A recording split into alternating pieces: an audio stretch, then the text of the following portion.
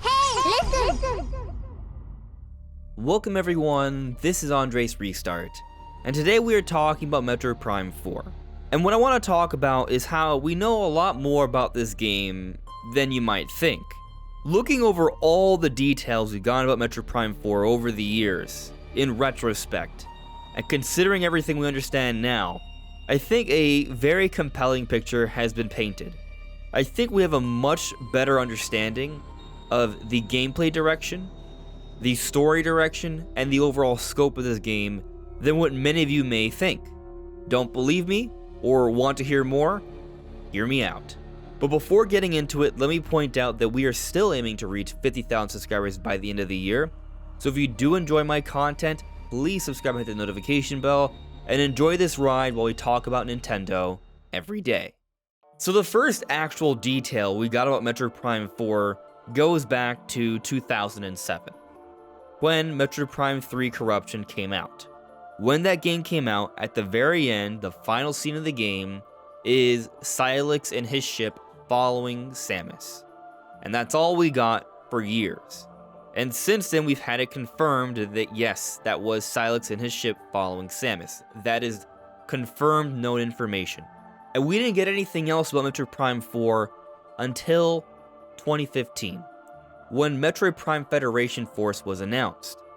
And during this time, an interview was conducted between Eurogamer and Kensuke Tanabe, the producer of the Metroid Prime series, and there was a number of really interesting tidbits that came out of this interview that I think a lot of people have missed, and considering what we know now, make things very interesting. So I'll be pulling a few different excerpts from this interview. Here's the first one. Instead of broadening it to more planets, I would have one and would focus on the timeline, and being able to change that. That's one interesting idea I have in mind, but I understand many people thought that Echoes was too difficult. So this interview is talking about Tanabe's ideas on Metroid Prime 4 and what he would like to put into place. And during this interview, it was confirmed that Metroid Prime 4 would not be coming to the Wii U, but more likely Nintendo's next system. At the time we knew it as just the NX. But considering the content of what's being said right here, he's talking about Metroid Prime 4 taking place on one planet, not multiple. That's the concept he had in mind for Metroid Prime 4. But he's also talking about a focus on a timeline and being able to change it. It almost sounds a lot like The Legend of Zelda Ocarina of Time, where Link went back and forth between the past and the future. The same world, but in a way two different worlds because it's two different timelines. He even mentioned Metroid Prime Echoes, which also had a light and a dark world. So the idea of exploring one dense planet, where we may be able to go back and forward through time, there could be some insane concepts and puzzles here that could be totally mind-blowing. But something else that I take from this little excerpt here is that he mentions that he understands that many people thought that Echoes was too difficult. So Tanabe is taking difficulty in mind as well. And I don't think this means that Metroid Prime 4 is going to be an easy game, but there is going to be some thought put into the difficulty where it'll be constructed in a way where more people can enjoy it. Take Breath of the Wild or Mario Odyssey, for example. Those games have tons of challenge and difficulty, but they're constructed in a way where a lot of people at varying levels of expertise can jump into these games and still fully enjoy them.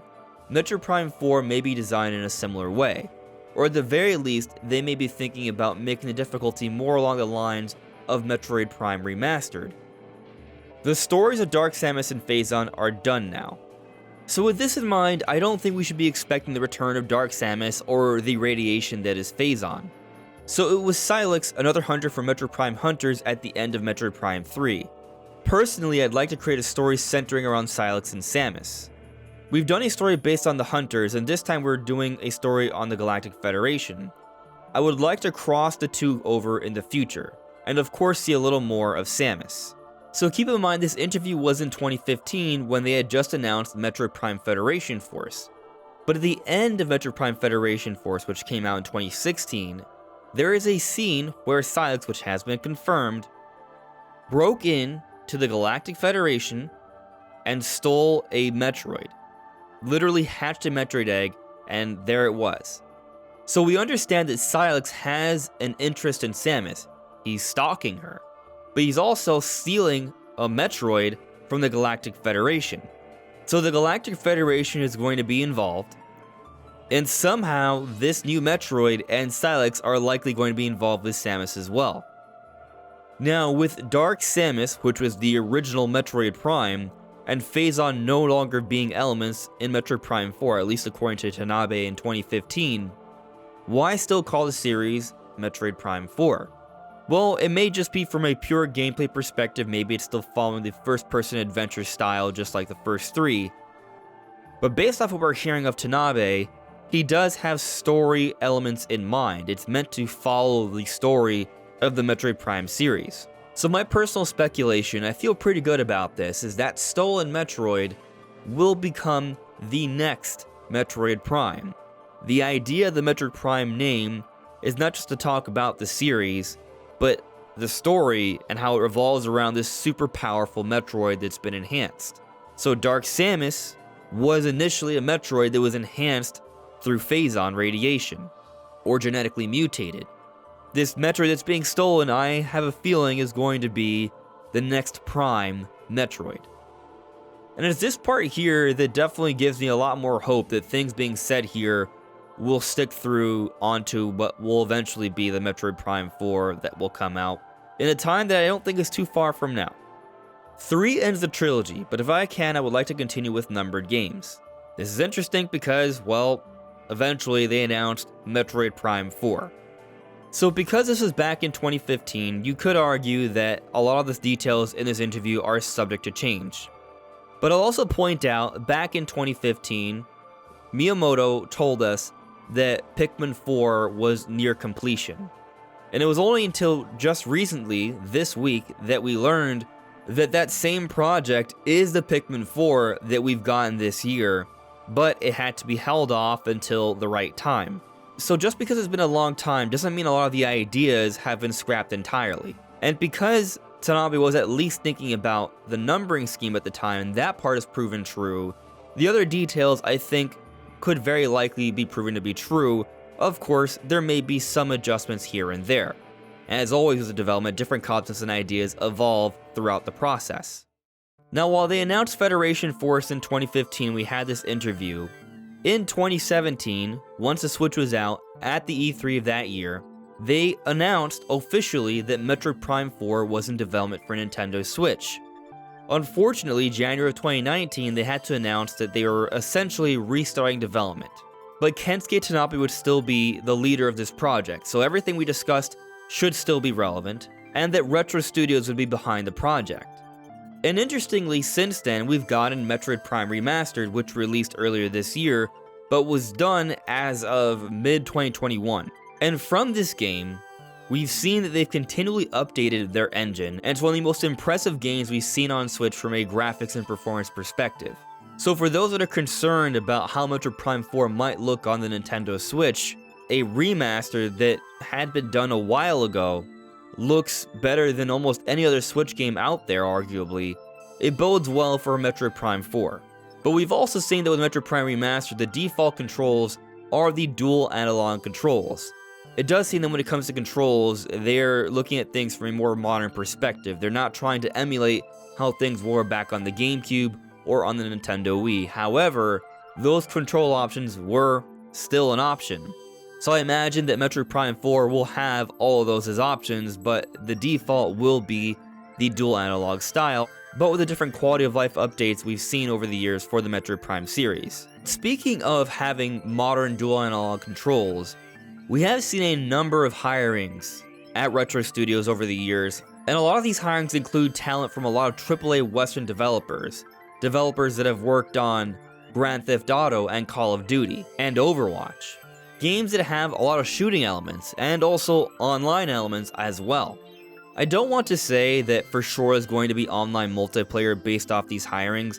There might be, but that is speculation, and I'll get to that in a moment, but I just want to point out that the main reason I bring up these different hirings is because it shows that they are hiring some very high quality AAA talent. Metroid Prime 4 is not just a mid-tier Nintendo game. This is going to be an ambitious project. And going back to when they announced the development restart, they talked about how what they were working on wasn't measuring up to the quality standard they wanted for this series. And they talked about how the intent is to make this game that measures up to the Metroid Prime series. And if you look at the reviews for the Metroid Prime series, they are of substantial quality. And going back to Metroid Prime Remastered, on Metacritic it's at a 94. It's one of the highest rated games on Nintendo Switch and one of the highest rated games of the year. So for those that have a low quality expectation of Metroid Prime 4, I think the evidence points to the contrary. We're looking at Game of the Year quality or Game of the Year candidate quality here. That's what's being suggested from everything we're seeing. Now, in regards to the possibility of online multiplayer, we don't really have enough information to suggest that that is for sure happening, but I will say, it's likely that Metroid Prime 4 is going to be a cross-generation title. And I say that because this game's been in development throughout the entire Switch era. There's a lot riding on this game. There's a huge investment in this game. And they're going to want to make sure it still comes out for Switch. It's been listed for Switch this entire time, and they want to take advantage of that large audience. But I think they also want to take advantage of this game being out early on the next system so it can perhaps have the ability to enjoy evergreen success where it continues to sell for years to come and be a standout for the next system. And given that the reports are that Switch 2 is coming out next year and that Prime 4 still hasn't been showcased at all, I think it is because Prime 4 is being saved for Switch 2. Especially because I personally heard that Metroid Prime 4 was complete earlier this year. Now, that is a rumor. I heard it from somewhere. That's what a rumor is. But I believe the source, and it's not like I'm the only one that suggested this game is nearly done. Nate the Hate, before it wasn't shown off in the directs this year, thought it would be coming out by the end of the fiscal year. Andy Robinson believes Metroid Prime 4 will be the last big Switch game, and given that Switch 2 is supposedly coming out next year, that strongly implies Metroid Prime 4 is coming out next year.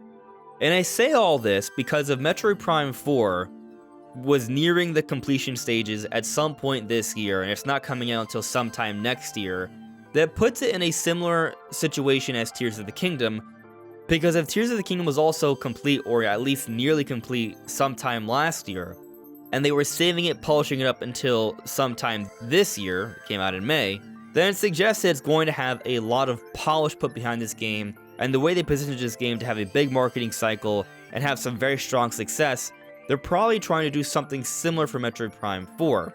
Now, I'm not saying I expect the Metroid Prime series to sell as strong as the Zelda series, but before Breath of the Wild had this incredible success on the Switch, the Zelda series wasn't that much better of a seller than the Metroid series. It was better, but not 10 times better. Anyway, the point is that Nintendo, I think, is just being very cautious about this game, polishing it up, making sure it's as good as possible, and trying to position it so it can have its best marketing campaign as possible. But we're not done. There's still more. So not too long ago, we discussed this podcast, the Xbox Era podcast, where Special Nick had some things to say about the game. Someone he knew who has seen the game said that the game is visually unbelievable, and that it has big and open areas that remind them of Halo Infinite. That doesn't necessarily mean the game is open world, but big and open areas that give you the sense of an open world game, that look visually unbelievable, that says great things about what we should expect from Metroid Prime 4. And it just feeds into my excitement for this game. But when I also factor in the likelihood that it will be a cross-gen title, and everything we've heard about Switch 2, with it having potential HDR support and DLSS allowing for 4K gaming and really strong performance, as well as ray tracing that is comparable to the Unreal Engine 5 version of ray tracing we saw for the PS5. These different sources will be in the link in the description below, by the way. This bodes well for potentially a enhanced version of Metroid Prime 4 on Switch 2.